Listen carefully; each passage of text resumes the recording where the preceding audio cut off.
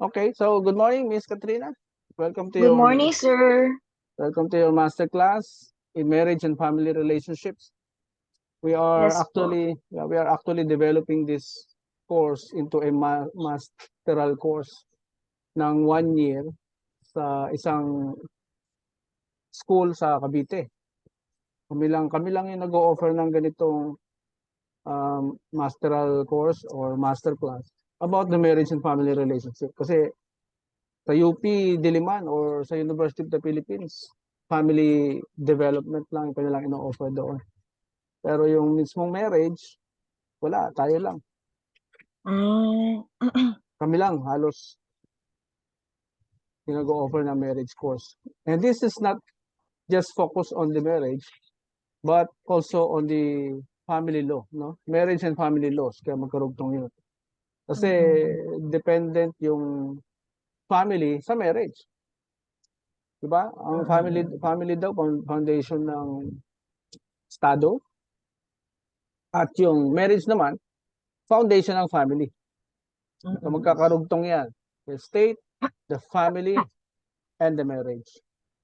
Now, if I will ask you, who is the foundation naman ng marriage?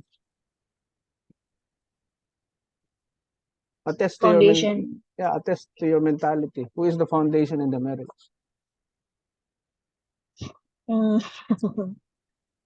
Sa iyong pagkakaintindi. Family? Hindi, yun na yung estado eh. Diba, state? Mm. If we go backwards, the state depends on the family. Dahil yun daw yung foundation, di ba? Then, the family depends on the marriage. Nandun din yan sa family code. It's also written in the family code and in the constitution that the marriage is the foundation of the family. Now, sinong foundation ng marriage? Pag matas tayo pabalik. Foundation of marriage. Yes. Who are the people inside the marriage? The male and the female. Yes, the male and the female, the husband and the wife. Yes. Sino ang foundation sa kanilang dalawa? Silang dalawa. Okay. Ayusin natin, ha? Okay po. Walang mangyayaring marriage kung walang babaeng papayag na magpakasal. Tama? The male will always become single pag walang pumapatol sa kanya, walang naniniwala sa kanya, walang bumibilib sa kanya, walang humahanga sa kanyang babae. Dahil hindi nyo gustong pakasalan ang isang lalaking walang vision, walang pangarap, tambay, maraming bisyo. Diba? Gugustuhin mo bang pakasalan yung ganun lalaki? Of course not. Diba? So, ang marriage ay nagsimula talaga sa lalaki. Bago ang babae. Magkakasunod yan. So, it started from the male, then from the female, then marriage happened. Then the family, then the state. Magkakasunod po yan. Kaya kung gaano katibay yung lalaki doon sa marriage, gaano ka-strong yung foundation niya as a male, sa kanya nakadepende ang success ng pamilya. Sa kanya nakadepende ang success ng marriage. At kung sobrang dami ng lalaking matibay ang pundasyon, marami tayong family matitibay. Kung matibay ang lalaki from the very beginning. Yan ang pag-uusapan natin sa ating module 1. Gaano ba katibay ang lalaki dapat bago maging matibay yung marriage? Yan ang pag-uusapan natin ng detalyado para mas maintindihan mo yung pinagmulan ng marriage. Kasi nandun yung katotohanan sa beginning. If you want to know the truth or the answer to every problem that every family suffers, kailangan mo umatras pabalik. Hanggang doon, sa dulo, kung saan nagsimula ang marriage. It's the, it's the system or the way how to get the truth.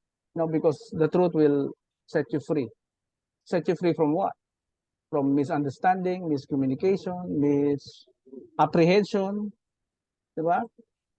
Because truth means original information. Di ba sa korte, nakaranas ka na umattend ng hearing sa mga korte? Opo. Ano Yan. lang, bibihira lang din. Yan. Sa korte, di ba ang hinahanap nila truth? Yes. Mm. At pinasusumpa nila yung tao, do you swear to tell the truth and nothing but the truth? Mhm. Napasumpa sa ibabaw ng Bible. At for them to get the truth, may mga testigo na magsasalita. Bakit kailangan nilang humarap sa korte? Because nasa isip nila yung kailangan ng korte. No? Lalo na yung akusado. At kailangan isalang yung akusado because kailangan makuha ng korte yung laman ng utak niya kung bakit niya ginawa yung krimen. Mhm. Nandun yung truth. Nandun yung kanyang motibo. Kaya pag nakita ng korte na yung reason niya kung ba't niya ginawa yung krimen, against dun sa mga testigo, kung nagmamatch lahat ng statement ng testigo at mas matimbang ang ebidensya laban sa kanya, yun ang totoo, no? Yung mas maraming testigo na nagsasabing Proof. Mhm. ng truth at consistent. Consistent, hindi nagkokontrahan sa isa't isa yung sinasabi. Then pag nakuha na ng korte yung truth, alam na ng korte kung saan niya kukunin yung judgment niya, di ba? Sa batas na nakasulat. Kung ano yung nakasulat sa batas na parusa or hatol, dun sila kukuha ng judgment.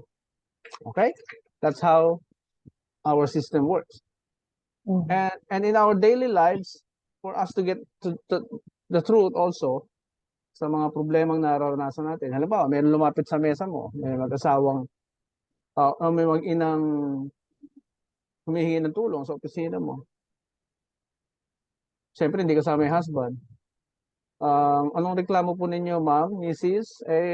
Inabandon po kami ng tatay nitong mga anak ko, umalis, pinaktan ako, ito po, duguan ako. Siyempre, hindi mo pa makikita yung truth doon. Di ba? Mhm. Hindi mo makikita yung truth. Bakit? Wala yung isa wala yung isang involved. Mhm. Kailangan siya mapakinggan din kung bakit nangyari, anong ginawa mo, bakit mo ginawa. Hindi Kaya ako, yung ginagawa mm, sige, Kaya yung ginagawa namin sa office pag mga ganyang cases, dini-request namin yung appearance ng isang party, yung involved, yung yun na husband, it's nga, either the husband or the wife.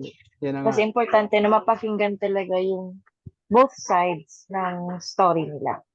Yes, kasi hindi kumpleto, di ba? Kasi Mm. pwedeng may reason din si Mister, bakit niya ginawa yun. At si Mrs. naman, may reason din kung bakit nangyari yun, di ba? Kasi sa pag-aaral namin, bakit mataas ang vowsy cases, nakita namin na yung mentality kasi na pinapasok natin sa marriage, kagaya ng equality, yan ay talagang pwede makasira sa inyong pagsasama.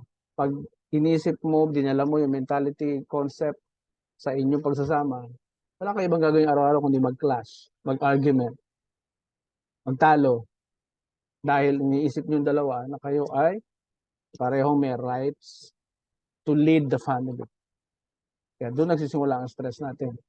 Kaya this course will tell us na merong organizational setup ang pamilya. May organizational setup ang marriage.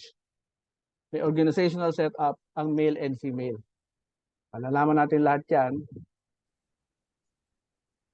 all throughout the course, all throughout the proceedings natin. So, before I present to you the module 1, usapan natin yung video sa orientation na napanood mo. Can you, Opo. can you tell, can you tell your thoughts about it? Oo. So bali nga yun, dito sa Masbate City, apat kami na na pre-marriage counselor. So ako accredited din ako na pre-marriage counselor and a social worker by profession. So itong masterclass na to, sa tingin ko will be of great help for me talaga in sharing my knowledge to the would-be couples and couples, yung mga families na wino-work with namin on the importance of marriage and foundation of family. So, gusto ko talagang matuto kasi based on my experience, parang ang dami na din namin mga cases na yun, naghihiwalay yung mag-asawa, Mm, nagrereklamo si asawang babae sa mm, asawa niyang lalaki dahil abused siya. So, may mga mm, fina-file kaming cases, yung sa VAUSI law natin, yeah. yung mga babae na nakaka-experience ng abuse and violence from their partner. Mm, So, yun. So, sa trabaho ko, gamit ko talaga tong course na ito. Kaya mm, talagang nung na-receive ko yung communication about this course, hindi ako nagdalawang isip na mag-enroll agad. Buti mm, naman yung local chief executive namin ay very supportive na yun, na mag-gain pa kami ng more knowledge para din sa ikakaayos din ng trabaho din namin. So, dito sa Masbate City, yun nga, sabi ko, ang daming mga couples or mga married couples na dumadaan ng marital crisis. mm, So, pero kami naman sa City Social Welfare and Development Office, hindi naman kami nagpapahiwalay ng mag-asawa.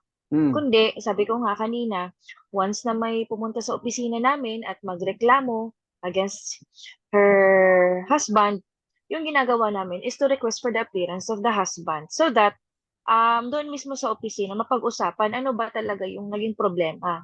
Ano ba yung side mo, ano yung side mo. So both sides of the story kailangan namin mapakinggan.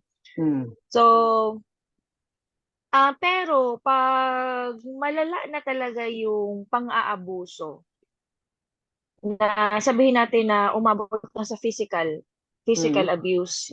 Kasi um, yung duguan at si babae, yung kumbaga, mafe-feel naman talaga namin based on our interview and maa-assess namin kung sobra-sobra na yung abuse na na-experience niya. That's the time that we encourage the victim to mm. to file a case against her husband. But before resorting to that, lahat muna ng options, lahat muna ng counseling sessions ginagawa namin. So I think this course will help me na mag-guide ako para um kumbaga mag-guide din yung mga couples and families na pumupunta sa opisina namin. Okay. Gaano kalaki yung chances na dumarating lagi ang husband kapag pinatawag niyo? Siguro mga 90%. 90% ng Hindi nam cases. Opo, talagang nag-a-appear naman si husband every time na nagre-request kami ng appearance. Meron kaming parang ano siya, letter to the barangay, Mm, requesting the appearance of the husband, like parang ganyan. Tapos, fortunately naman, ano naman dito sa amin, talagang pumupunta naman sa opisina yung husband.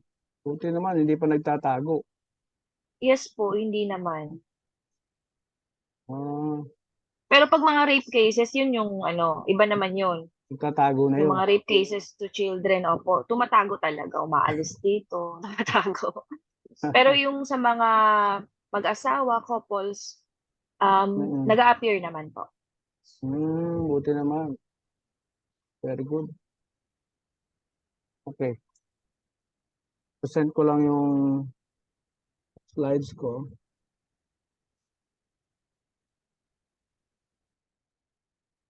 Sana naka-attend din yung ibang mga kasamahan mo. No, Katrina? Yung ibang mga kasamahan mo, sana naka-attend din sila. Yun nga eh. Kailangan may fee din eh. So, O ako kasi, lang po yung na-allow. isa lang yung tinayagan. Oo, isa lang yung pinayagan. Kasi ang effect niyan sa atin, kapag tayo ay nagtuturo ng tama, nababawasan yung social ills. Alam niyo ba yun? Mm. Oo Kaya nga. yung social ills natin, walang katapusan eh. Hindi naman talaga bumababa. Pag sinuma total mo, overall, nationwide, ang social ills ay teenage pregnancy, poverty, yung crime, what else? Mm. Basta lahat ng kaso sa korte, it's all about 99.9%, all about relationship in the family. Yes. Lahat ng kaso sa Totoo korte. yan. Yes. Totoo yan. Yes. Kaya Mga dysfunctional families. oo. Kaya na bagsak tayo pagdating sa kaalaman tungkol sa pamilya. Bagsak tayo diyan. So, I'd like to welcome you once again, to your masterclass in marriage and family relationships. Advanced course ito because hindi ito yung common na matututunan mo sa mga seminar sa simbahan, seminar sa City Hall, because I have witnessed it myself all throughout my life. 52 na ako eh. Pero yung lahat ng seminar na inatinan ko sa gobyerno at sa mga simbahan tungkol sa pamilya, puro basic. Puro basic. Mm. Ipaparinig sa'yo na husbands, love your wives and do not be harsh to them. Wives, respect and submit yourselves to your husband. Nagiging, anong effect sa mga tao kapag pinabasa mo lang ng pinabasa yan na hindi naman naintindihan? Siyempre, hindi gagawin. You cannot do what you do not know. You cannot do well if you do not understand. Okay? Kaya kahit naman sa radyo, maririnig mo yan eh. Yung mga Bible verses na yan eh. Pero, Oo. di ba? Pero hindi mo Mm. naman, pag hindi mo naman naintindihan, hindi mo ma-apply. Oo. Oo nga. Oo. So, ang end result, pagdating sa tao, lalo na kung hindi naman niya nararanasan yung magandang effect ng pagsunod, nagiging questionable sa human beings, sa male and the female na nandun sa marriage. Anong questionable? Bakit ko siya irerespeto? Hindi ko naman maramdamang mahal niya ako. Di ba? Nagiging conditional sa human being. Yung isa naman sasabihin, bakit ko siya mamahalin? Hindi ko naman maramdamang nire-respeto niya ako. So, nagiging conditional yung sinasabi na dapat gawin ng husband and wife dahil nasa family code din yon sa Article 68, yung rights and obligations of spouses, nagiging conditional doon sa mag-asawang nandun sa marriage kasi hindi nila naranasan yung epekto ng pagsunod. Malinaw naman yung sinasabi din ng family code eh. Pero the question is, naintindihan ba nila? Oo nga, umaten ng marriage seminar, umoo, yes, nagpalakpakan, pero pag uwi sa bahay, iba na yung mentality ng dala-dala. Ano yung dala-dalang mentality? Kung ano yung natutunan niya before sa ikasal. Kung ano yung naintindihan niya about marriage. Kasi kulang ang one day para ituro ang marriage sa mga couple. Hindi sapat ang one day. Alam mo ba sa Vatican na 6 months ang pre-K na seminar doon? 6 months. At bago matapos yung 6 months, dahan-dahan na sila nauubos. Yung mga attendees. Bakit? Siguro, Oh. oo, dahan-dahan nauubos. Why? Because nare-realize nila, hindi ko pala kaya to. Hindi pa ako sawa sa pagkabinata. Hindi ko pa kaya iwanan yung pagkabinata ko. Hindi ko kakayanin yung obligasyon na yan. Mm. 6 months. Eh, paano kung gawin natin 6 months din sa atin yan? Ang Pilipino, di ba, may ugaling mainipin, ano? Yun, oo. Oo, gusto maiksing oras lang, tapos balik na uli sa paghahanap buhay. Bakit? Kasi mahirap ang buhay nila. Disorganized yung magulang, disorganized yung pamilya. Kaya walang ibang ginawa ang Pilipino kundi kumayod araw-araw. Pero hindi naintindihan ng mga kababayan natin na ang lahat na ang pagkakayod natin ay pwede namang maging normal, na hindi tayo na-stress, na hindi na tayo kailangan magmadali, na hindi tayo kailangan mainip, kung marami tayong kaalaman before tayo nagpamilya. Kung meron tayong masusing pag-aaral tungkol sa marriage bago tayo bumuo ng institusyon. Pero kulang tayo doon. Kaya hindi sapat yung isang araw lang na pag-attend ng seminar. So, sa ating masterclass, ito ay binuo ng BCIDP Law Group. Ako ang founder kasama ang asawa ko. Ito po ang aming advocacy, magkaroon ng Greater Philippines for our children and their children's children. Dahil naniniwala kami na wala sa ibang bansa ang ating kinabukasan. Nandito. Hindi lang natin alam o naintindihan. Nandito ang ating pag-asa. Kasi ganun din ang mindset ko noon nung hindi ko pa pinag-aaralan ang lahat ng bagay na ito. Gusto ko mag-abroad para malaking sahod, para pagbalik ko, magkaroon ako ng malaking bahay, lupa, kotse, etc. Hindi naman ako natuloy mag-abroad for some reason. Matuklasan ko yung mga ideas ko, natuklasan ko yung kakayahan ko, at naniwala ako sa kakayahan ko, nagnegosyo ko. Tayo ko ng business. At marami yan. Kaya umunlad ang buhay ko, umunlad ang buhay ng pamilya ko, umunlad ang buhay namin as a whole. Doon ako naniwala sa sinasabi ng mga tao, ng mga pilosopo, na ang sikreto ng success ay nasa ating sarili. Hindi sa ibang tao. Kaya kailangan itong malaman din ng bawat lalaking nag-aasawa. Kasi pag pumasok sa marriage na hindi pa kumpleto yung kanyang paniniwala tungkol sa kakayahan niya, talagang struggling ang marriage. Magiging struggling. Because when you build an institution, ito ay nangangailangan ng funding. Lahat ng organisasyon na tinatayo ay nangangailangan ng funding. Hindi sapat yung pareho lang kayong may trabaho, minimum wage earner, hindi sapat yun. Para sagutin ang upa sa bahay, renta, pagkain ninyo, pamasahin ninyo, sa isa't isa. Pag may lumabas na bata, additional cost yun, additional dagdag na gastos yun. Paano kung lumabas po uli?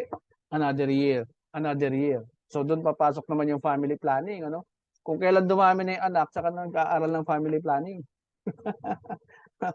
Kaya importante din na maintindihan talaga nila yung family planning bago pa sila bumuo ng pamilya. Okay? So, we advocate the building of stronger marriage foundation and happier families, individuals and businesses in the Philippines for the next generation. Lahat po ng aming ginagawa sa aming grupo ay naka-anchor lahat diyan sa vision na yan. Na magkakaroon tayo ng masaganang Pilipinas, masaganang bansa in the next generations, ayusin lang yung mentality ng bawat pamilyang Pilipino. Dahil nangyari sa amin, it happened to us, and we'd like to share this good news to every Filipino family. Ito yung aming mga fields that we specialize. Corporate governance, human resources, labor, training. Sa property naman, real estate, management, legal matters about sa lupa, at sa marriage. We also solemnize marriages. We do counseling also, yung mga marital crisis, legal matters also about marriage, mga annulment, mga adoption, at Muslim divorce. We also process that. Family, yung relationship, yung business, yung parenting, legal matters also related to the family. And psychology, about the mental health of an individual, how to preserve the individual, how to progress in your career, and also counseling or coaching about life. We also do music, entertainment business, kasi I'm a singer myself. I also do vocal coaching.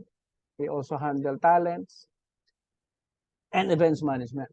We do live events or directing. So these are our skills na may academic background na siyang ina-apply namin. So this is my profile.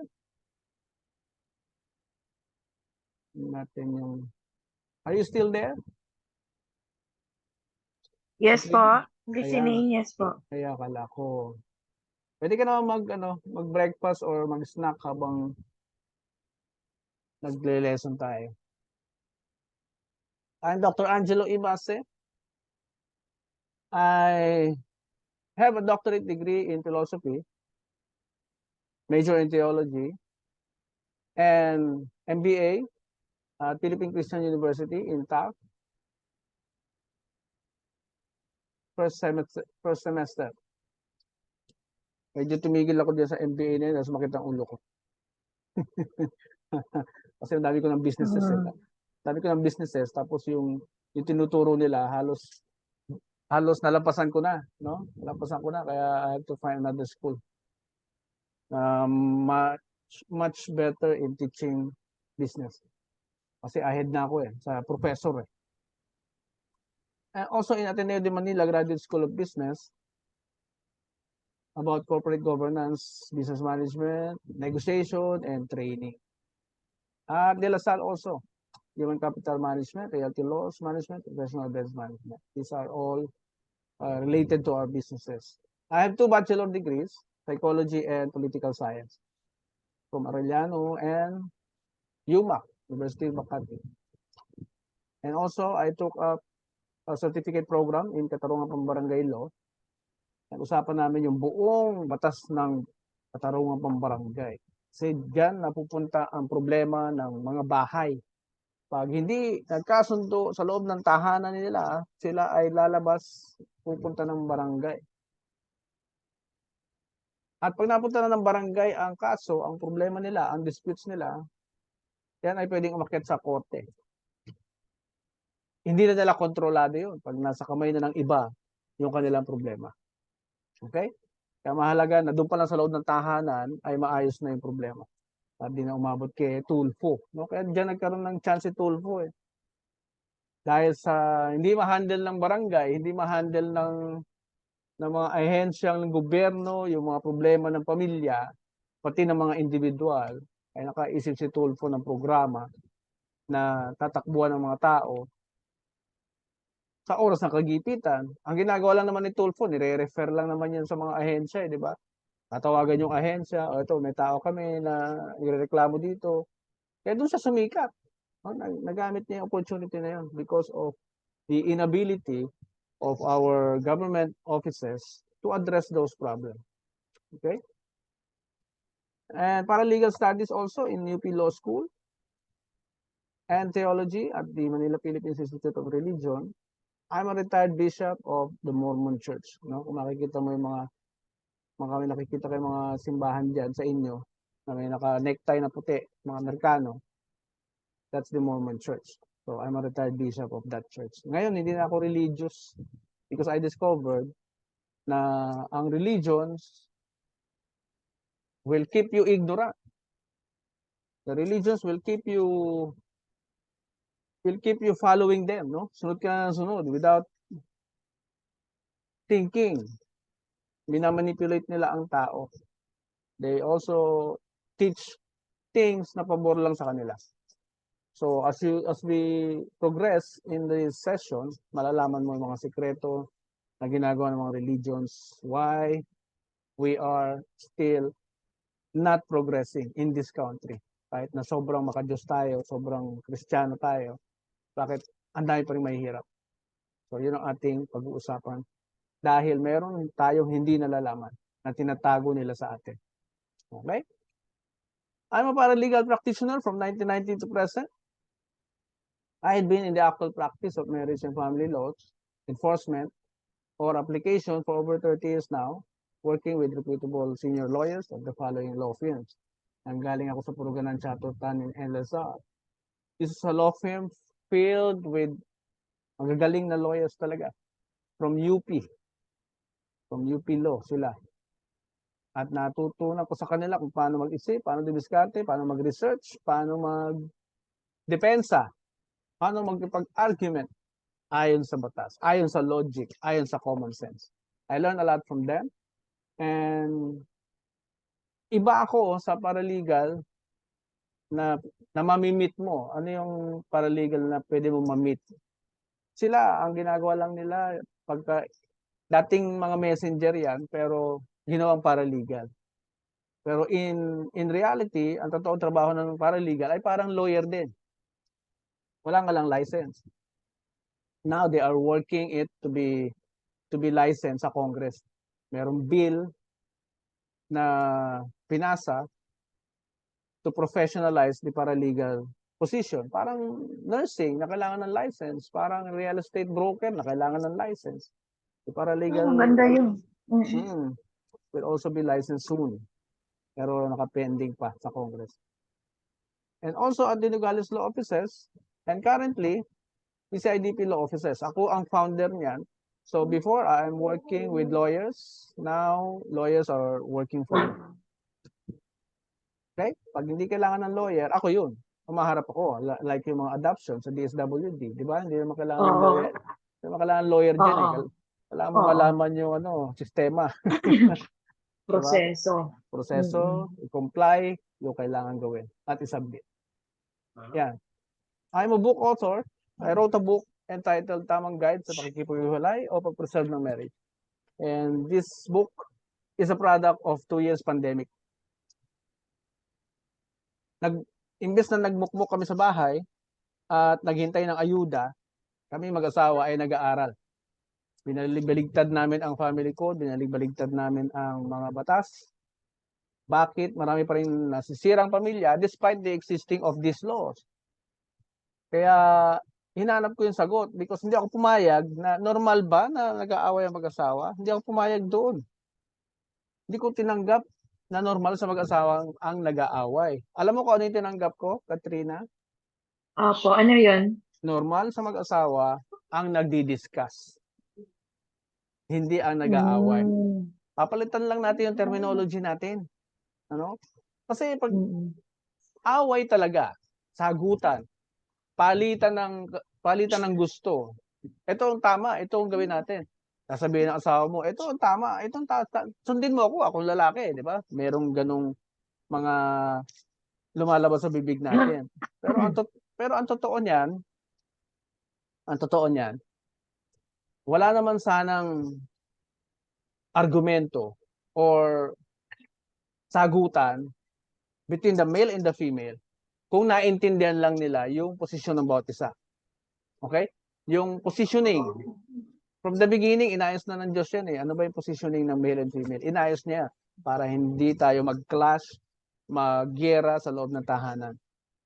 And yet, the Western world are teaching us, no?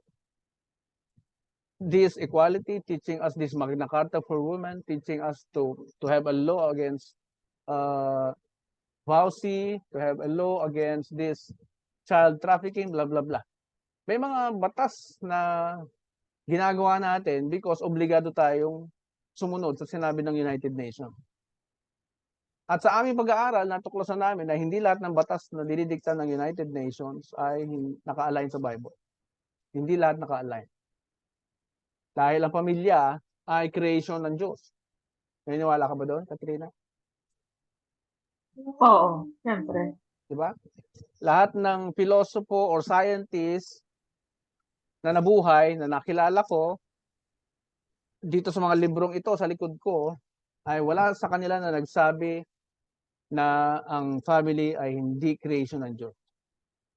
Wala pang tao naglakas ng loob para come out in public to tell the whole world that family is not created by God.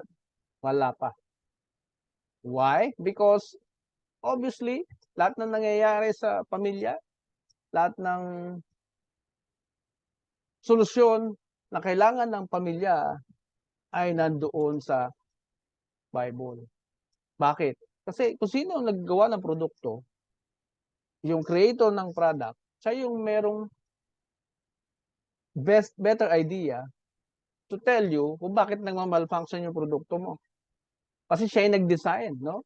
Whoever designed the product, siya yung merong knowledge kung paano niya ibabalik yung produkto sa normal na kondisyon. For example, yung Toyota na kotse, meron yan design. Pag nag-malfunction yan, confident tayong dalhin sa kanila yung sasakyan because sila yung gumawa. Di ba? Dadalhin ba natin yan sa Mercedes-Benz? Dadalhin ba natin yan sa BMW? Hindi. Bakit? Hindi naman sila yung creator ng produktong Toyota. So dadalhin natin siya doon mismo sa Toyota. Why? Because sila yung nag-design, sila nakakaalam kung bakit nagmamalfunction yung kotse mo. Sila nakakaalam kung paano nila ibabalik yan sa normal na kondisyon. So think about that concept. Ganun din ang Diyos. Siya ang gumawa ng pamilya. So siya ang magsasabi kung bakit nagiging dysfunctional ang inyong pamilya. Diyos ang magsasabi. Saan niya yan sinabi? Eh di sa Bible. Hindi na tayo maghanap ng ibang reference. Bible lang. Eh dahil hindi lahat ng nakasulat sa Bible ay pinapaliwanag ng Diyos, pumasok ang science sa eksena para pag-aralan yung lahat ng sinabi ng Diyos. Makikita nyo sa science, yung kaibahan ng male and female. Pinag-aralan ng science ang kaibahan ng male and female. Kasama yan sa slides natin all throughout this session or sa mga susunod na session. Kaya pag hindi mo naintindihan yung design ng husband mo, there is a tendency to abuse the product called marriage. There is also a tendency for you to abuse your husband kasi hindi mo naintindihan yung nature niya. Or vice versa. There is a tendency... Okay. Sino po yun? Sino yun? Wala po, sir, yung anak ko lang. Nakikinig siya? So, pag hindi mo naintindihan yung produkto, yung pagkakadesign niya, there is a tendency for us to abuse the product. Okay? Yung produktong marriage, pag hindi mo sinunod yung design, ayon sa mismong manufacturer nito or creator nito, pag hindi mo sinunod yung design ng marriage na yan, ayon sa gumawa, magmamalfunction ang produkto.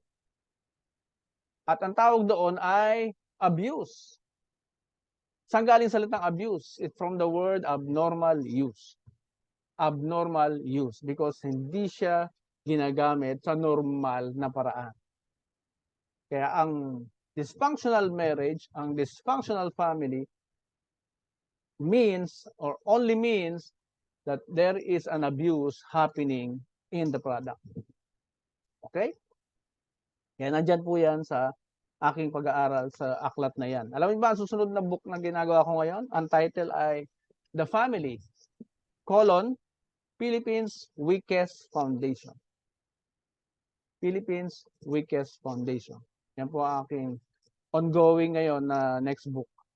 Although marami pa nakapilang book, nilalabas ko lang by priority. Sa dami ng annulment cases na hinahandle ng aming opisina at sa aking experiences mula noong 1990, nakita ko yung solusyon na hindi, kahit yung mga lawyer, hindi maituro. Unless may background sa theology ang lawyer, pwede niyang masabi na sumunod ka sa design ng marriage na sinabi ng Diyos. Pero pag walang background sa theology ang lawyer, siyempre, ang alam niyang gawin, yung tinuro sa kanya ng law school. Hanggang doon lang. Gusto mo na magpa-annul, Mrs.? Okay, ito ang procedure, ito ang presyo. Di ba? Kung wala ka naman training sa counseling, wala kang training sa pag-preserve ng marriage or ng relationship, hindi mo magagawa because you cannot do what you do not know. So, this book has a foreword of 2 expert lawyers. Yung katabi ko dyan sa picture ay si Attorney Vic Elazar, taga UP Law sa Diliman. Meron din siyang book na sinulat. Pero nauna ako sa kanya. At mabuti na lang, nauna ako sa kanya. Nahingan ko siya ng foreword. So, yun po yung kanyang foreword sa akin libro. At another expert lawyer from Palafox, Patriarca, Romero, and Mendoza Law Firm. Ay ang kasama ko sa picture, ito yung Peter Paul Romero, dating Chief of Staff ni Congressman Luayway Vinson Chato sa Congress noon. He is a practicing lawyer. At may isa pang lawyer na nag-lecture about paralegal sa webinar nila during the pandemic. Ay hindi, nung last year lang yata ito. I was surprised to see na sinight niya ako as one of the 2 successful paralegals in the country, no? Dalawa pa lang yung alam niyang paralegals na successful, ako at yung anak ni Attorney Jose Sison ng Ipaglaban Mo, si Jopet. Kasi sa pagkakaalam niya, hindi lawyer si Jopet Sison, may background sa law, pero siya ay paralegal. So alongside with me, kami yung dalawang successful paralegal daw sa Philippines. And I'm so flattered to hear that from him, a Wow. labor law expert. Makikita mo yan sa Arriba videos nila sa YouTube. Arriba Academy. So your lecturers will be me and my wife at the later part of our module, and another resource speaker to be announced. So in my experiences, ito po yung pinanggalingan kong trabaho sa corporate world. Nagsimula ako sa mahirap na trabaho, yung technical side, like yung pagre-repair ng mga ref and aircon. I am also a comics writer, no? Sa kung naabutan mo yung mga comics, writer ako doon. Love Affair, Wakasan, nag-car wash boy ako, nag-billiard boy, nag-dishwasher, nag-service crew, nag-messenger, hanggang sa maging paralegal sa malalaking law firm at maging HR admin officer sa mga malalaking kumpanya din in different industries. Hanggang sa maabot ko ang posisyong Special Assistant to the President and General Manager at maging founder ng 10 companies together with my wife. My wife, by the way, is the youngest mediator in the Supreme Court. Mediator. Alam mo yon, yung sa korte na bago ituloy ng judge yung kaso, binababa mo na sa mediator, baka maayos pa. Yes po. Yeah, para hindi na madagdagan yung kaso ng mga judges. Declogging, yung alternative dispute resolution, declogging. And she also speaks at the University of Makati doon sa alternative dispute resolution course. Speaker siya doon. And also at one time, she was invited by the Philippine Women's University to speak to the young people about pag-aasawa. And some high schools, she is also being invited to speak about conflict resolution. Conflict resolution. Ako naman, lagi rin ako sa TV. Sa April 17, sa TV5, lagi akong nandun. Kami mag-asawa, ini-invite din kami to talk about relationship. Doon sa Good Morning Kapatid, maabot ba dyan sa inyo yan? Hindi pa ako nakapanood niyan. Sa TV5, Good Morning Kapatid. TV5. Oo. Sige. Yung merong portion doon, may portion doon na payong kapatid ang tawag nila, payong kapatid. Meron silang case study na pinipresent, tapos papasok naman kami to give our advice. So favorite kaming interviewin. Pakita ko sa iyo. Until now po ba meron pa niyan? Oo. Sa April 17, si Julius Babaw and Tintin naman yung mag-i-interview sa akin. April 17, 4 p.m. Okay. Ito, i-play ko lang yung isa. Tungkol sa single mom na burnout. Play ko lang. Tamang-tama yan, solo parents. Yeah, mga solo parents. Bukas. Starting tomorrow, solo parents. Starting tomorrow, yes po. Until 21. Ito, look at this. I-share ko lang. Very quick before we proceed further. Ito live sa studio. Dinig mo? Dinig mo? Yes po. Okay. All around ang mga nanay.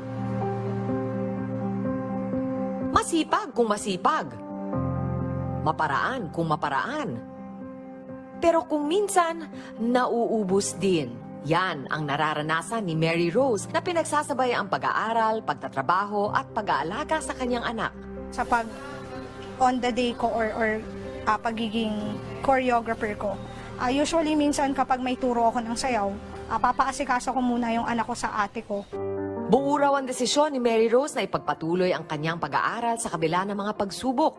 Pagsabay-sabay mo yung school, tapos yung pagtatrabaho, tapos may anak ka pa, tapos solo ka lang, wala kang kasama sa buhay na yung parang makukwentuhan mo kung ano yung mga nangyayari. Nadagdagan pa raw ang pasanin ni Mary Rose nang subukan niyang magnegosyo pero bumagsak ito. Yung sobrang dami ko na talagang kinikita. Pero marami kasi rin talagang taong mga manluloko na hindi mo naman din talaga in-expect na gagawin sa'yo. Ayun, nawala yung negosyo kong yun. Sa kabila ng pagod, sinubukan niyang bumangon agad dahil determinado siyang pagandahin ang buhay ng kanyang anak. Sobrang nakakapagod. Sobrang parang minsan ayaw mo nang bumangon, gusto mo na lang matulog. Pero kasi kailangan, kasi meron akong anak na dapat suportahan. Isa raw noon sa pinakamabigat na dagok sa kanyang buhay ay ang magkasunod na pagkamatay ng kanyang dalawang ate na itinuring niya ng parang mga magulang. Nawalan din siya ng gana na ipagpatuloy ang pag-aaral dahil sa nangyari. Bago yung schooling this year, ayoko na talaga siyang mag-aral. Ayoko na talagang mag-aral. Pero, kasi nga, parang feeling ko hindi ko kaya finances. Yun, yung health ko, para akong nade-depress, anxiety, kung ano-anong naiisip ko. Kasi nga, hindi ko alam kung kaya ko pa ba. Kung pisikal na pagod lang daw ang problema ay kaya niya itong indahin. Pero ibang usapan na kapag apektado na rin ang emosyonal na lagay. Sobrang umiiyak lang ako. Hindi ko alam kung saan ako pupunta, kung ano yung gagawin ko. Sa kabila ng lahat, ang anak ni Mary ang pinagpapasalamat niya. Dahil dito ay kinakaya niya nang harapin ang lahat ng bigat at sakit na ibinabato sa kanya ng buhay. Yung support niya, kahit na napapagalitan ko siya, ayun, nakakatuwa kasi yung love and support niya sa akin, andon. Superhero man ang tingin sa mga nanay, hindi pa rin sila ligtas sa pagdanas ng burnout. Ang mahalagang unang hakbang ay tukuyin at bigyang pansin ang mga senyales nito. At pag-usapan pa natin ang burnout sa mga nanay kasama si Dr. Angelo Base, life mentor at isang licensed marriage and family therapist at founder ng BCIDP Marriage and Family Center Institute. Good morning, Dr. Base. Nanonood tayo pareho. Very familiar diyan dahil halos karamihan sa mga nanay na-experience yan. Yes. Baka hindi lang nila alam na burnout pala yun. Yes. Define natin muna ang burnout.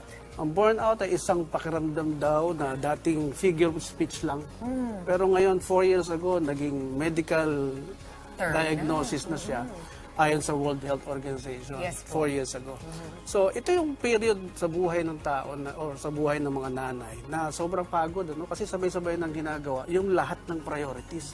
Kasi priority sa kanyang pamilya, priority sa kanyang trabaho, pag nag-aaral pa, priority na rin yung pag-aaral. So, sabay-sabay na niyang ginagawa. Kaya, yung body, nagbi-mix up, may limitation ng ating katawan. So, kung i-schedule lang sana, one at a time, yung kanyang priority, hindi maapektuhan yung kanyang isip, hindi maapektuhan yung kanyang emotion. Yeah. Parang nakikinig lang ako sa inyo, na-overwhelm na rin ako. Yes. Siguro ganun din ang nararanasan ng maraming mga nanay, magulang, hindi Yes. lang naman ang nanay. Kasi kung minsan hindi mo kayang i-prioritize. Sabay-sabay ang dating ng ating mga problema, ng ating mga responsibilidad. Yes. Ano ba yung pakiramdam ng burnout? Ano yung pagkakaiba nung pagod ka lang at saka burnout na talaga ito? Ito yung parang palito ng posporo na Yes. pag sinindihan mo, hanggang sa mapunta sa dulo yung apoy, dahan-dahan, nauupos na. Wala ka na maibigay na apoy. Wala ka na maibigay na light or hope sa sarili mo. Kasi parang physically drain na drain ka Drain na. the drain. Yes. Yun yung sinasabi ni Mary Rose, yung ating case study, no? Yes. Na sabi nga dyan, na emotionally nararamdaman niya na parang nadidistansya na siya sa Yes. pamilya niya. I think isa yun sa mga telltale signs, no, Doc, Yes. na kahit yung mga anak mo, parang wala ka na rin ganang alagaan sila. And yun ang Yes. mangyayari. Hindi nawawala yung prioridad, hindi Yes. nawawala yung kailangan gawin, pero yung kagustuhan mong gawin at yung kakayanan mong gampanan. Yes, Naapektuhan, di ba? Oo, kasi Di ba? yung katawan mo, kung wala ka sapat na tulog, hindi ka pa nakakapag-exercise, hindi magko-cooperate yung katawan mo to focus on what priority na gagawin mo for the day. So, ano pa ang may bibigay ng katawan mo? Kung parang the spirit is willing but the flesh is weak. But this time, the spirit is already weak na rin. Yes. And then, Yeah. so what do you do? Ano ang dapat gawin ng mga nanay na nakakaranas ng burnout na ito? Sa lahat ng pagkakataon, kapag yung katawan natin feeling drained na, you always have to go back to normal situation. You always have to go back to the basic. Ano yung basic? Ito yung panahon na yung kondisyon ng katawan mo, normal yung takbo. Normal yung takbo ng pag-iisip mo, normal yung takbo ng dugo mo. Paano tayo makakarating doon, Dok? Kalma ka muna.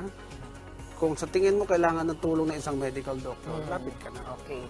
Kung physical or part of your body is already suffering, then you need the help of a medical doctor. Yeah. Kung mental naman ang problema mo, hindi mo ma-manage yung mga priorities mo, then get a counselor para tulungan ka. Anong Yeah. klaseng tulong ang maibibigay ng isang professional na counselor? Paano maiibsan ang burnout? Kailangan sabihin niya yung mga plano niya gawin. Sabihin niya yung everyday undertakings niya, ano yung nangyayari sa kanya daily. Kasi baka mayroong part doon sa araw niya na hindi niya na ma-manage na maayos. Tsaka, Doc, Yeah. siguro there's something to be said then about yung meron ka lang mapagbubuhusan ng iyong nararamdaman at Yes. meron lang nakakaintindi sa iyo. Someone, Kasi kuminsan kailangan mo lang talagang i-process at ilabas. someone to listen. Ang tulisin. Kailangan mailabas.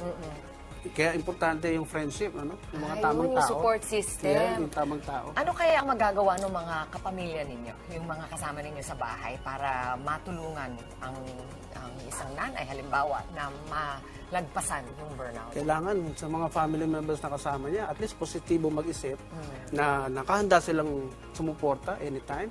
Hindi yung sinisisi pa yung tao dahil hindi nakinig sa kanila. No? Marami tayong ugaling ganun eh. Sana mawala yun. At ipaunawa doon sa kanilang family member niya on suffering from burnout na it's not the end of the world. Na pwede namang Yes. malalagpasan yan. Pero Yes. talaga, burnout is real, mga mami. Kaya narinig na rin natin kay Doc Basse, huwag po kayong magigilty o mag-aalala. Yes. There's nothing wrong with you at talagang nangyayari yan. Huwag sisihin ang sarili. Huwag sisihin ang sarili. Huling payo, Doc. Sana makapagplano tayo ng maayos sa ating day-to-day activities nang hindi tayo may stress na kung ano yung possible na pwedeng mangyari, yun ang munang unahin. Yun ang priority. Kung kinakailangang humingi ng payo o tulong sa isang professional counselor, humingi tayo, huwag tayo mahiya. Meron din naman mga libre. Yeah. Ayan, maraming salamat, Dr. Angelo Basse, life mentor at isang marriage and family therapist. Ang aking may iwan naman sa inyo dahil alam ko kung minsan kayong mga nanay nagigilty na bigyang panahon ang inyong sarili. Deserve nyo po yan. Actually, kailangan yung gawin na alagaan ang inyong sarili. Give yourself a break. Maghanap ng isang bagay na gustong-gusto nyong gawin at gawin nyo lang. Para sa inyo lang yan. Para mapuno uli kayo at magampan pa ng mas mabuti Bumalik ang sa inyong normal. mga tasks. Maraming Yeah, salamat. thank you po. At sa aming pagbabalik, makisenti sa musika na hatid ng ating loding sikat at Dionella in the house. Tuloy-tuloy lang ang happiness ngayong umaga dito pa rin sa inyong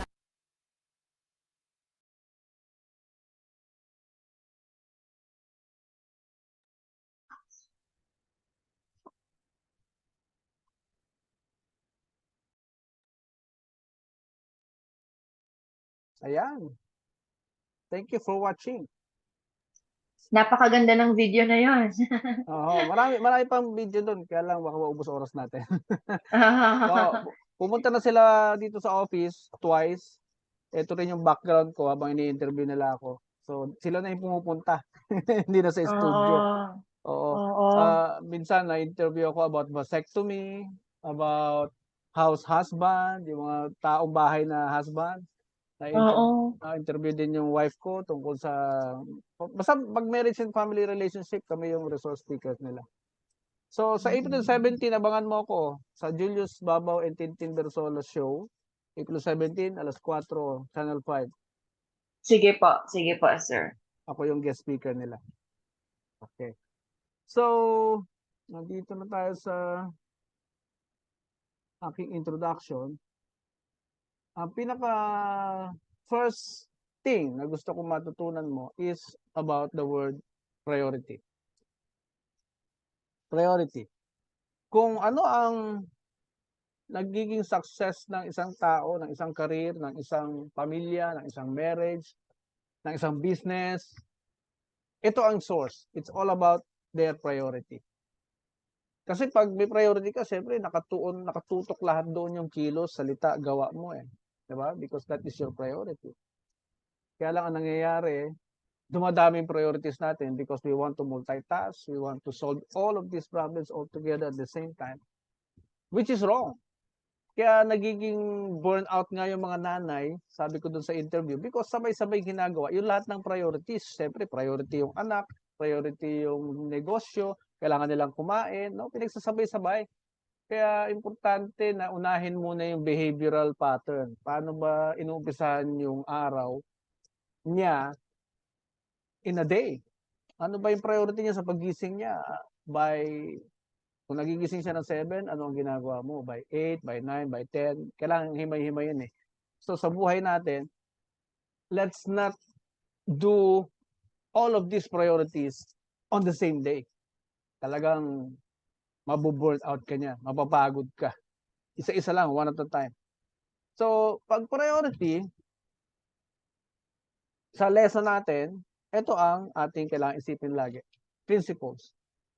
This will be our priority in this session. Principles. What is principle?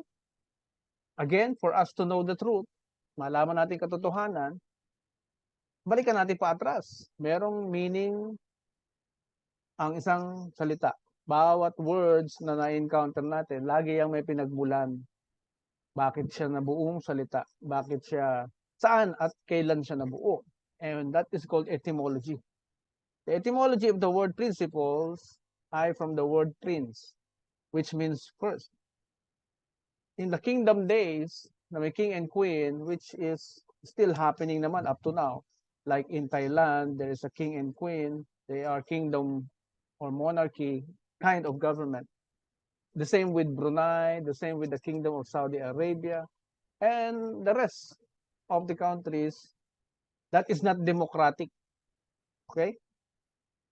Yung mga countries na hindi democratic are called kingdom, monarchy. At ang kanilang mga anak ay called prince or princesses. Why? Because they are first in line to the throne. So that's the etymology of the word prince.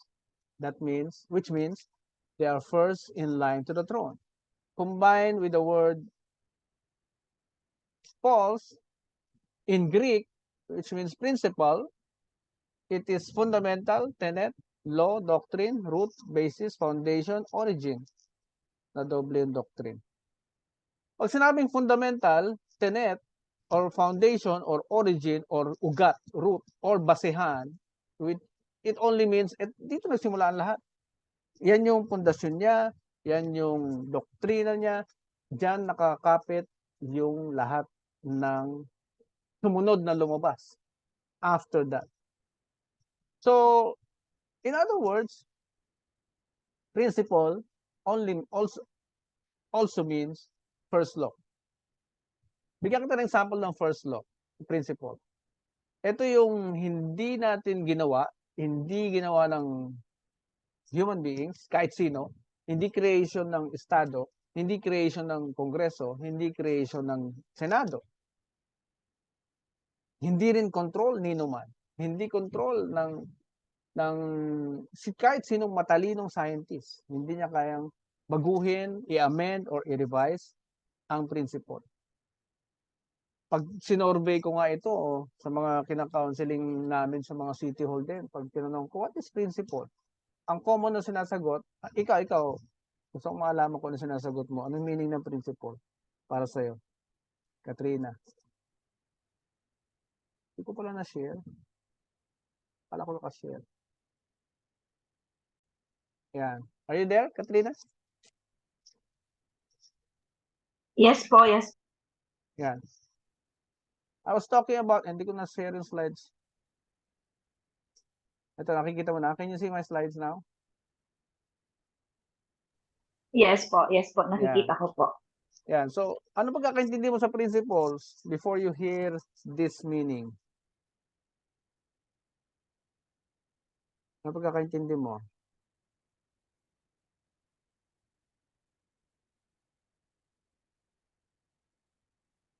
Ha, Katrina?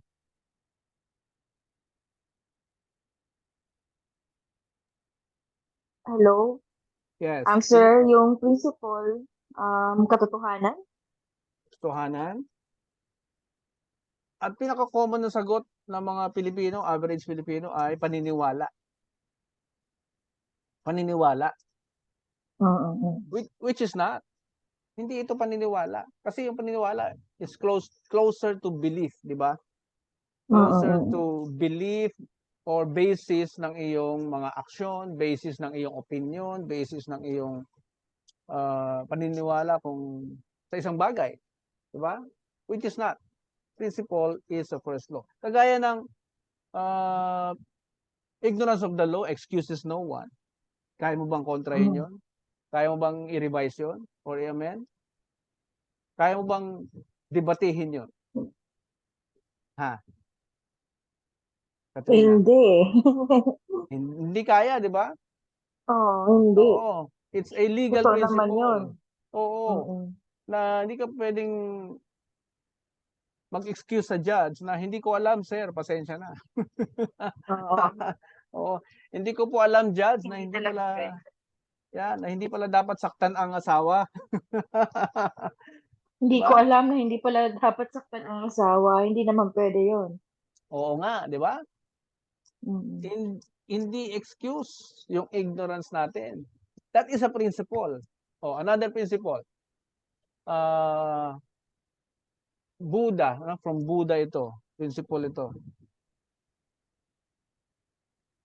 The principle of sow and reap. Nabanggit ni Buddha yan. Sowing and reaping. Kung wala kang tinanim, huwag kang mag-expect na aanihin. Kaya ano yun. Okay, that is a principle. Diba? Maraming Pilipino ang laging nag-i-expect ng biyaya sa pagiging mabait lang. Pansin mo ba 'yon? Yung bang magsimba ka lang linggo-linggo, mag-i-expect na ng blessing kahit wala namang ginagawa. Oo. Basta maging mabuting tao lang, Oo. 'di ba? Nag-expect ng swerte. Oo. Epekto 'yan ng mga maling turo sa atin. Kaya yan yung tinatama ng session na ito. Meron pumasok sa ano kanina, sino 'yun? Kilala mo ba 'yan? Pumasok sa Zoom kanina. Hindi Wala, po. Parang tayong dalawa lang naman. may inadmit ako kanina, lalaki. Anyway, another principle, yung law of gravity. Nature yun, hindi natin invento yun, di ba? Pag violate mo, what will happen to you? Eh, syempre, durug-durug ka, di ba? You violated the law of gravity. In other words, ito yung law na hindi natin invento, hindi natin creation, pero the moment we violated it, merong instant punishment. Naka-built in yung negative effects. Naka-built in yung punishment mismo when you violate it. Principles. Hindi natin madebate. Hindi natin ma-negotiate. Hindi natin mabigyan ng kondisyon. Dahil it's first law. Naintindihan mo na? Yes po. Yan. Now, kung naituturo lang sana ito ng tama sa mga Pilipino, konti lang siguro ang problema natin. Konti lang ang mga kasong aakit sa korte. Konti lang ang magi-stress sa atin sa lipunan, no? Because these principles, when violated, have built-in punishments, no need for courts or judges. They are built-in creation. When unheeded, have built-in destruction din. Pero pag sinunod mo naman, may benefits na kasama. Yun ang hindi naintindihan ng maraming Pilipino. When you know the principles and you follow it, there is a built-in promises. There is a built-in benefit. For example, pag sinabi ng Bible na wife, submit yourselves to your husband. Pag nag-submit ka sa husband mo, sa direksyon niya, na tama naman at pinag-usapan niyo mabuti, meron dalang peace of mind yun. Tama? Mali? Mm. Tama. Di ba? May dalang peace of mind. Mm. At hindi init ulo niya. Di ba? Mm. Oh, Oo. Hindi maging cause ng pag-aaway. yes. Kasi Kasi, i-submit yourself. Mm. oo, kasi meron siyang natural design sa sarili niya na hindi niya mapigilan, hindi niya control to expect the woman to submit to him. Napansin mo yon? Mm. It's natural design sa katawan ng lalaki to expect submission from the wife. Yan, ipapaliwanag ko pa ng husto yan in later part of our sessions, of our module. Kasi nga, yung naging understanding ng maraming kababaihan, at anong submission? Ano ba yan? Gagawin akong katulong, gagawin akong taga-timpla ng kape, lahat ng sabihin niya, sunod-sunuran na ako without thinking, without airing my side, or yun ang naging mindset or mentality ng mga maraming kababaihan na hindi alam yung nature ng lalaki. Okay? Hindi naiintindihan. Hindi naintindihan. Kaya nga yung pagtaas ng vowsy cases, may sagot ako diyan, napakasimple ng sagot ko diyan. Mataas ang vowsy cases because may isang babaeng palaban. May isang babaeng palasagot. May isang babaeng iniinsulto ang asawa. Yan ang mga sagot diyan. Rally tayo ng rally sa kalye to stop violence against women and children. Hindi naman natin tinuturuan mga kababaihan kung paano rumespeto sa husband. Diba? Dapat yun ang nirarally natin. Kasi yung stopping the violence, hindi yun yung tutok, hindi mismo yung, hindi natin natatarget yung problema. We are just campaigning for it. Pero yung mismong ugat ng problema, hindi na-address. Bakit nagkaroon ng violence between the spouses or to the children?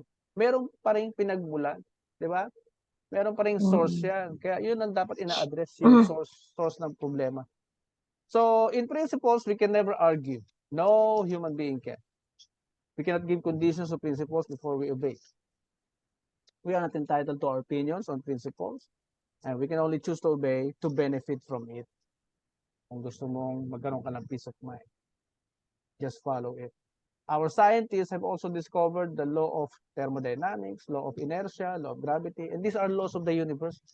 Na kausapin mo si Albert Einstein, basahin mo yung lahat ng mga sinulat niya, mapapansin mo na napaka-orderly ng creation ng solar system, ng Earth, napaka-orderly. Kahit yung sarili nating katawan, napaka-orderly niyan. No? Nasa posisyon na tama yung mata, nasa posisyon na tama yung ilong, everything in our body, pati yung sa internal organs natin, nakaposisyon yan na very organized. And that is natural design. Okay? Natural design. Kaya pag pinakialaman natin, halimbawa, may isang bakla na gusto maging babae, nagpa-sex transplant, pinakialaman niya yung kanyang nature. Di ba? Anong benefit ang ibibigay sa kanya noon? Wala. Meron akong napanood na may napanood akong doktor na may pasyenteng sa Channel 7 na feature din yun. May isang bakla na nagpa-sex transplant, Filipino surgeon. So tinanggal na yung niya, yung penis niya, tinanggal yung testicle. Pinalitan ng ari ng babae. Alam mo ba kung ano yung gagawin niya para hindi raw magsara? Kailangan daw niya makapag-sex palagi para hindi magsara. My goodness, sabi ko, ganun pala yung kondisyon niyan. Tapos kung sino-sinong lalaki yung papatulan niya. 'Di ba? Anong ending niya? Di AIDS. 'Di ba? Nakialaman mo yung design ng katawan mo, yan ang ibibigay sa iyo. Meron na bang gamot na tuklasan sa AIDS? Wala pa. Kaya ano ba yung other parts ng katawan natin na nature na hindi natin pwedeng pakialaman? Yung pagdumi. Pigilin mo ang pagdumi mo. Tingnan natin kung ano mangyayari sa'yo. Di ba? pigilan mo pag-ihi mo, tingnan natin kung ano mangyayari sa'yo. Naintindihan mo na, Katrina? Mm. Yan yung nature na hindi natin pwedeng i-violate because it has built-in destruction or built-in punishment. Okay? Yun ang hindi naintindihan ng mga Pilipino na tayo bilang natural person, natural human being, ay kailangan ding hindi i-violate. Kaya yung pag-iinsulto sa asawa, nature na yun. When you violate it, talagang may built-in destruction. Sabihan mo yung husband mo na mas malaki nga kita ko sa iyo. Ikaw pa, tulog-tulog ka lang eh. O, subukan mo sabihin sa husband mo yun. Tingnan natin kung anong gagawin niya. You just violated his nature. Kaya pagka violent tendency yung lalaki, mula sa kanyang pagkabata, meron siyang violent environment, eh asahan mo, violente yan. When you violated his nature, mag-activate yun. Whether you like it or not. Sa babae, ganun din. Ano ang nature Vice ng, versa. ano ang nature ng babae? You always need love, affection, attention. Tama? Pag hindi sinunod ng husband yan, ano ang effect sa inyo? Hindi ka pinapansin, hindi ka tinatouch, hindi ka binibigyan ng atensyon. Ano ang effect sa'yo? Katrina? Pwede yung ibang babae maghanap na lang ng Di ba? ng ibang makakapagbigay sa kanya ng affection, ng love, respect na hinahanap niya. Oo, di ba? Nagiging major ang issue. Lumalampas na kahit hindi mo pa nakitang ng babae, mararamdaman nyo parang may iba na. Just because hindi kanya hinipo, hindi kanya hinawakan. Di ba? Lalo pat kung nag-iba yung pagkikitungo Kaya sa'yo. nga. Paano kung one day sumpong lang pala yon, one day na nainis, one day na nagalit. The next day okay na siya. Pumunta lang sa mga kumpare, nilabas lang yung kanyang inis. The next day pag uwi niya, okay na siya uli. 'Di ba? Because hindi natin naintindihan na bawat panahon sa ating buhay, there is a season. There is a season for everything. A time to laugh, a time to cry, a time to grieve, a time to be happy. Alam mo kung sino nagsabi nun? For everything, there is a season. Alam mo kung sino nagsabi nun? Hindi. King Solomon. Sa Proverbs. Google mo. King Solomon. King Solomon. For everything, there is a season. Type mo lang sa Google yon. For everything, there is a season. Ganon din kasi tayo as human beings. Kasi natural products din tayo eh. May oras na galit tayo. May oras na masaya tayo. May oras na tayo ay grieving. May oras na tayo ay sobrang saya. Diba? Ganon tayo. Seasonal tayo. Ganon din sa mga puno. May oras na mabunga yan. May oras na taglagas. May oras na hindi tumutubo ang prutas. Nagets mo? Ganon din sa tao. Oo nga naman. Yeah, ganon din tayo as human beings because we are also natural product. Okay? So pakibasa mo ito according to Wikipedia. What is natural law or first law? Basa mo yung box. Yes po. Deduced and applied independent of positive law. Umpisa mo sa natural law. Latin, jus naturale. Natural law.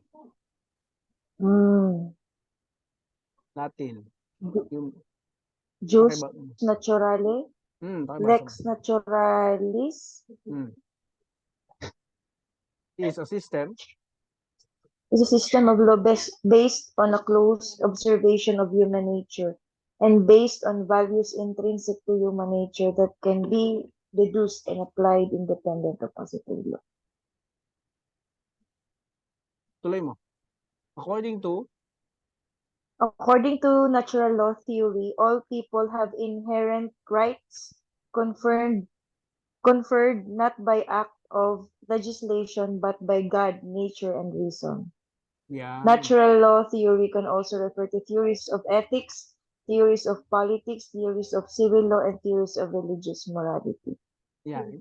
Yung binibigay na example dito ni Wikipedia, yung mga effects, ano, yung mga connection niya after maintindihan mo yung natural law. Because ito daw ay based on, is a system of law based on a close observation of human nature. Na pag tiningnan mo, tinitigan mo, pinag-aralan mo ang isang tao, makikita mo yung nature sa kanya na, na nakita rin ni Socrates, no? Isang Greek philosopher, na meron daw rights yung tao na magdesisyon para sa sarili niya. Kasi Mm. during the kingdom days, monarch days, which is still naman up to now, even the United Kingdom now, it's a monarchy government. Pero pinasukan nila ng konting law that exercises the rights of the human being. Yung bang pwede ka pumili ng prime minister, pero yung king and queen hindi mo maboboto yan.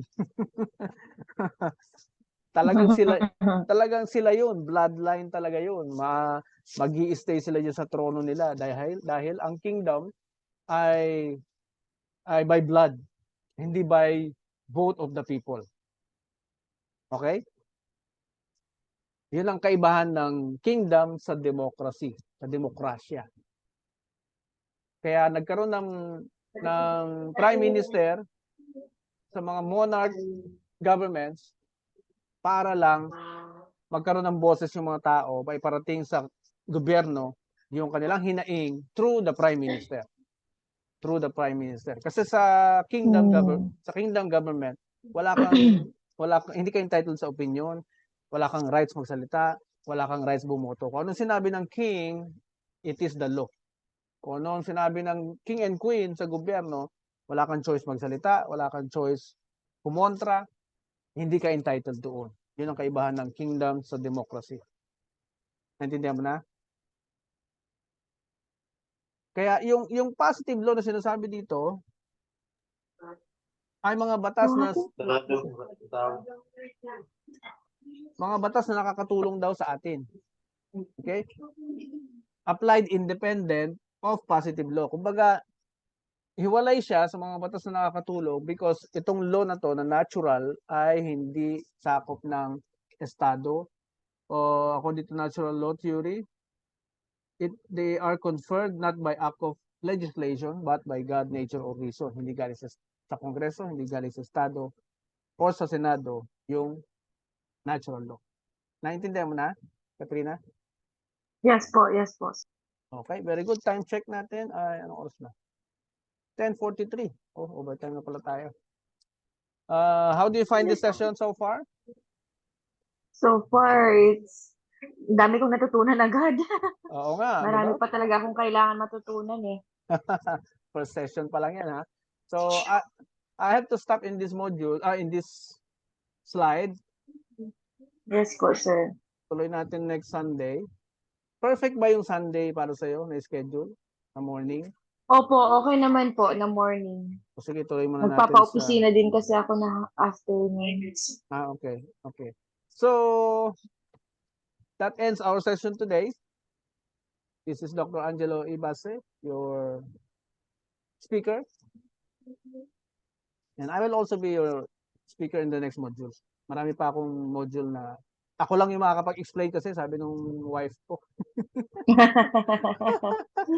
Ikaw lang makaka-explain yan. Ikaw yan eh. Ikaw nag-design ng course na yan eh.